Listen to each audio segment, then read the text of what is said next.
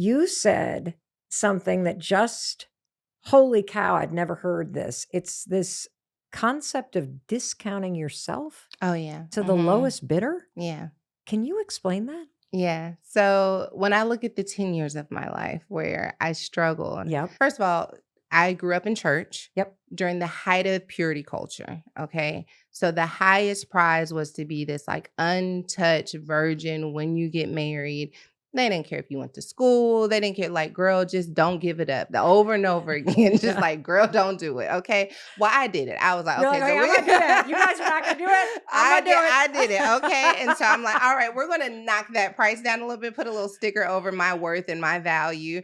And then I'm like, well, hey, the price is already low. You might as well try some other things. And so I think little by little, I fell for this idea that if I cannot live up to someone else's definition of a woman, someone else's definition of a believer, someone else's definition, then I have to discredit, I have to discount who I am. And the only problem with that is when you begin to see yourself as less valuable, you also accept things that you would not otherwise accept if you felt like you had value. If I were smart enough, if I were thin enough, if I were beautiful enough, then maybe I wouldn't have to do this. But since I don't have these things, I have to accept that. And that is a lie.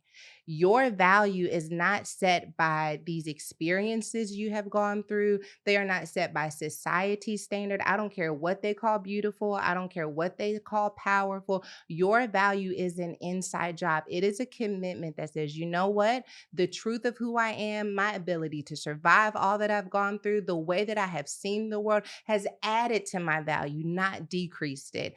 And that is some big, bad, bold belief that not many of us are able to tap into. But if we can just try by faith to say, you know what? What if that didn't change anything? I work with women quite a bit.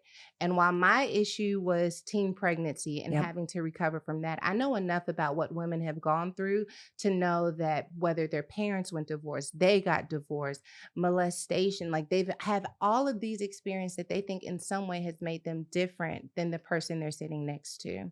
And because I am not as valuable, then I have to do things that they don't have to do. What I have learned is that everyone has had some type of experience that has challenged them in their belief of their value.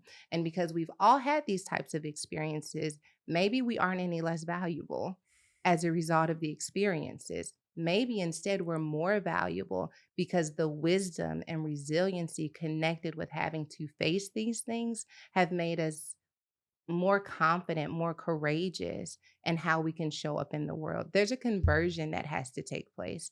But once that conversion happens, there's a relentlessness that is attached to it as well. For the person listening who is nodding along, and the way you just framed this idea that if you take any mistake that you make and then you discount yourself and you start to tell yourself the story over and over again that you're not valuable, which then makes you accept behaviors in your life or makes you discount your own value. And you said, actually, no, there's a flip here. Like all those experiences actually create wisdom. Yeah. They make you human.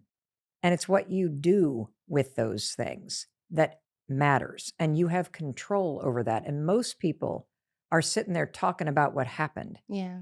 instead of flipping it into something that they can use to make something extraordinary happen. You have this concept about life giving you leftovers Yeah. and how you make a meal out of Hmm. it. Can you share that with us? Because I have a feeling that that's sort of a tool we can use to help us look at the things that we keep beating ourselves up over.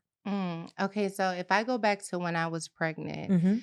and mind you, I was 14 years old.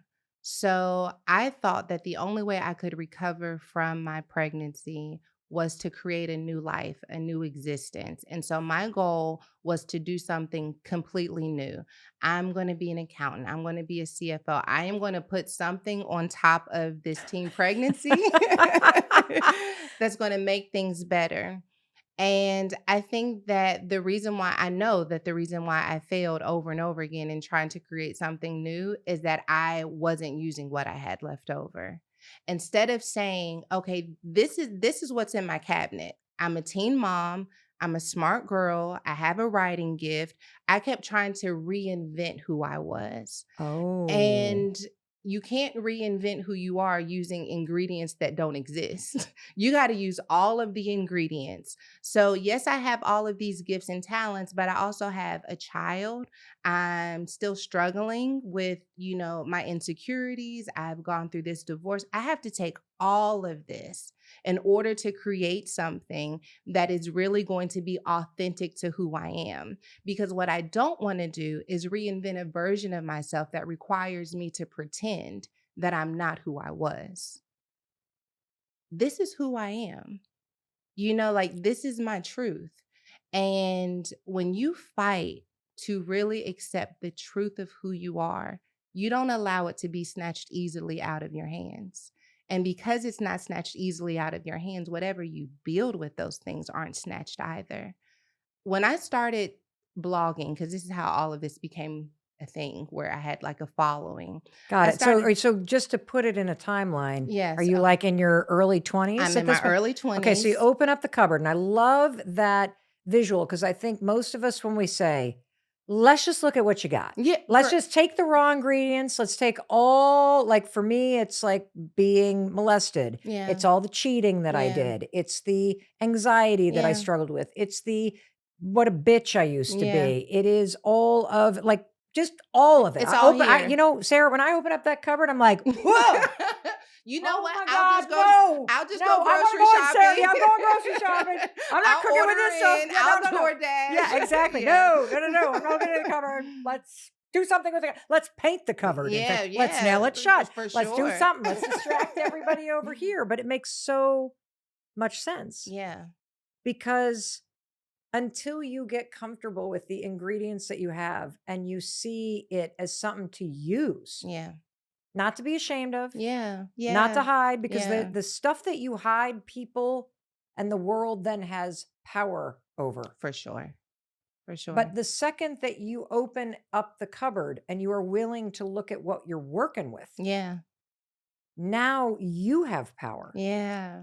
Ah, I love it. That to me is like the greatest message that any of us need to understand is that like us closing the cabinet means that I have to live an existence that pretends that I don't have what I have. And that is stressful and that is inauthentic. And then we start people pleasing because if I'm not going to embrace who I am, then I'll just be whoever you need me to be.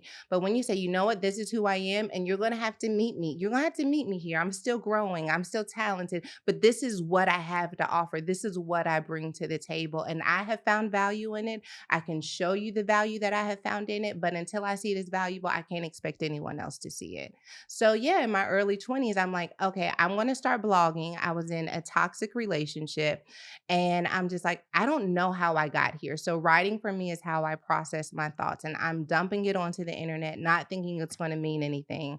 Then people start connecting to this blog and now they're being inspired and I'm like, "Oh Lord." Uh-oh. I didn't mean to open the cupboard. Not inspired by me. And so I was like, you know what? I'm going to slow this train down by telling them, like, I got pregnant at 13 years old. Like, I'm going through a divorce. I dropped out of college. I am not your inspiration. And then I still was. They were like, oh my gosh, me too. Oh my gosh, I'm no longer alone in this. I didn't know that someone else felt this way. And now all of a sudden, those things that I thought disqualified me, those things that I thought I could never use, are the things that people actually had a taste for. Mm. This authenticity, this truth, this uncertainty, and this willingness to own it, there was an appetite for that. That at the time, it felt like very few people were willing to say, this is who I am, this is what I've gone through.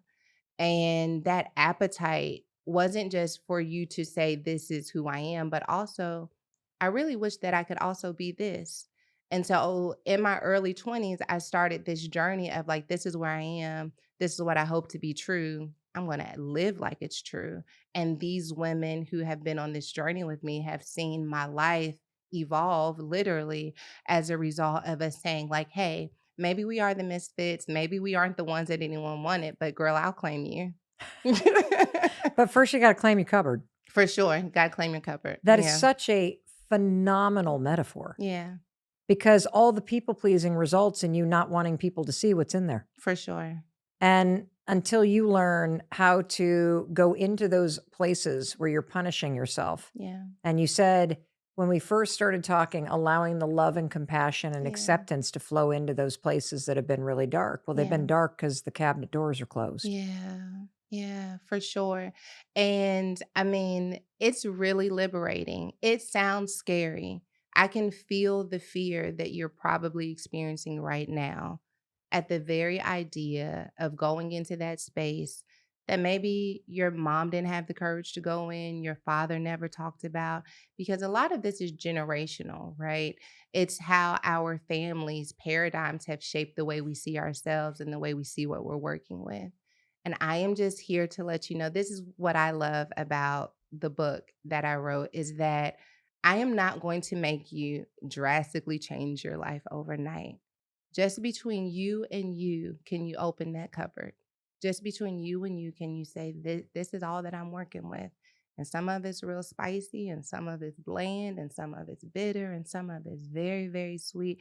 Just if you could create intimacy within yourself where you say, this is all of who I am. If you can hear your own story, that's the beginning. Mm. If you can hear it and not cringe, if you can hear it and accept it, that's the beginning. And from that space, you whisper it to another person. There's a friend who's going through something, and because you've gone through your cupboard, you say, hey, I got some of that too. I just want you to know that that doesn't have to be the end. And from community and connection, we begin to spread our story. And that spreading is why I'm here. And that spreading is the light that we get to offer to the world. It's our testimony. I feel this energy Mm, and this truth that comes through you. Like it just gets me so choked up to be in the presence of somebody that has such a gift. mm. I'm curious to hear your thoughts on what you believe most of us need to hear and be reminded of. Most people underestimate how necessary their existence is in the world.